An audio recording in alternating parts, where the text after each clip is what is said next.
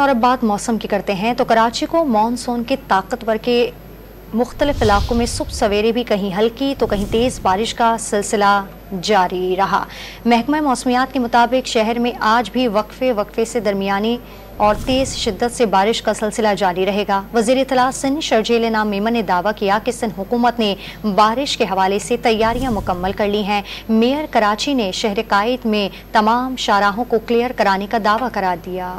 कराची में रात से शुरू होने वाला बारिश का सिलसिला अब तक वक्फे से जारी है। सुबह सवेरे गुलिस्तान जौहर, गुलशन इकबाल, नाज़िमाबाद, नॉर्थ कराची, स्कीम 33, सादी टाउन, जेल चौरंगी और PECHS समेत मुख्तलिफ इलाकों में बारिश हुई। DG मेट सरदार सरफराज ने शहर में आज वक्फे से तेज हवाओं और गरज चमक के साथ बारिश की पेशगोई की है। के करीब है इसका सेंटर समझ लें, उस तरफ इंडिया का जो गुजरात का इलाका है उसकी, और ग्रेजुअली उसकी जो डायरेक्शन है वो वेस्टवर्ड ही है, मगरब की जानिब। तो जैसे जैसे हमारे एरिया के करीब आएगा, यानी आज शाम से रात से बारिशों की शिद्दत में, आंधी में, गरज चमक में उसकी शिद्दत में इजाफा होता जाएगा। मेयर कराची बैरिस्टर मुर्तज़ा वहाब ने दावा किया कि मूसलाधार बारिश के बाद शहर की शाहराहों को मुकम्मल क्लियर कर दिया गया है।